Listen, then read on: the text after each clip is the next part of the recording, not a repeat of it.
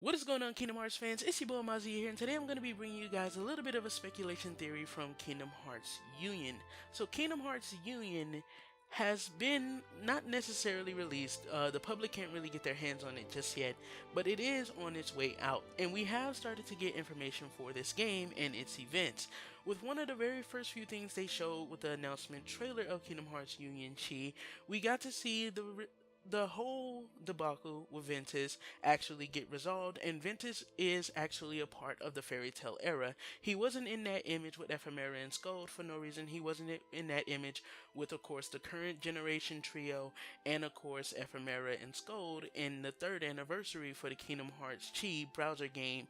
You know, remember the picture that Tetsuya Nomura created? He wasn't there for no reason. He actually is going to be prevalent in the events of the Fairytale Era, or beyond the Fairytale Era, seen as the Keyblade War has already passed.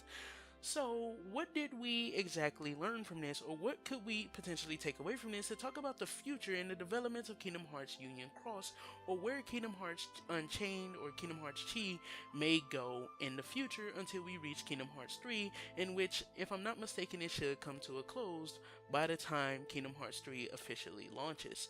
So, definitely, it seems like what we're starting to see here is a whole new reconstruction of the world. You know, kind of what we saw at the end of Final Fantasy 15 and what we see at the end of miniseries that go through something like the Keyblade War, in which we start to see the people who were left off start to try and pick up the scraps and pretty much, develop a better future, learning from history kind of the same way we as real people do. But what we learned here is kind of very interesting because we learned from the Master of Masters and Ava's conversation, which was one of the little scenes that you got to see if you went to an event. Of course, people recorded it and put it on the internet, so we have it. And what seems to have happened here is that the Master of Masters explains to Master Ava that there's going to be one book of prophecies this time around, not five. The person who is supposed to receive this book of prophecies has to be the only person to see this book of prophecies. If someone else gets their hands on this book of prophecies, it could mean the end of everything so far as what comes after the Keyblade War. And seeing as we've already made our way into what has happened after the Keyblade War, and now we know about these new foretellers, or we know about the new union system that they're trying to create with these five individuals, what we're starting to see is kind of like, one of them is probably going to hold the Book of Prophecies and give guidance to the other four. But who is the one that's going to get their hands on the Book of Prophecies? Now, interestingly enough, we know about Ephemera's weird way of seeing the world and how Master Ava saw that to be something that a lot of Keyblade wielders should do. It's even something that she personally wished that she could do, but of course she wanted to follow what the Master had taught her, even though she had her own will. And I feel like that's a very good sign that it could be Ephemera. But then again, there's also a very good sign that it could be Ventus, seeing as of course we know about characters such as Maleficent knowing about the Book of Prophecies, of course Master Xehanort's involvement with Ventus, why he even knew Ventus in the first place, how of course young Xehanort knew the things inside of the Book of Prophecies and all of that stuff. If you remember in the E3 2015 trailer, Ericus queries Xehanort queries Ericus about knowing about the Lost Masters, and Ericus says he doesn't know anything about that. Now, of course, obviously, young Xehanort says he can drop the facade, meaning that he obviously knew, but that doesn't necessarily mean anything in a sense of course, them having a book of prophecies, and maybe that's because in Ventus's heart or probably something like that, you can probably see into the future and shit like that. But who knows, man? We don't know what's going to happen with this book of prophecies. We just know that there is one, and we know that this is probably the one that Maleficent is looking for after the events of Kingdom Hearts Recoded. So the speculation that I'm trying to create here for the future is that I feel like what we're going to start to see is the connection of this series, of the Fairytale Era, or beyond the Fairytale Era, since the Keyblade War has already passed. I don't think it constitutes as the Fairytale Era anymore. But anyways, what we're going to start to see is how things are going to start to get connected. We're going to start to see what happens with Ventus and stuff like that. Maybe Ventus will get kidnapped and shit like that. And if you look back into Kingdom Hearts Birth by Sleep, you literally start to see that there are some connections being built here. There are some bridges already being built, even way back in Birth by Sleep, in which young Xehanort wrote in his, of course, little reports that he knows about unions. He knows about like groups of Keyblade wielders that exist completely separate from him, Ericus, and their master.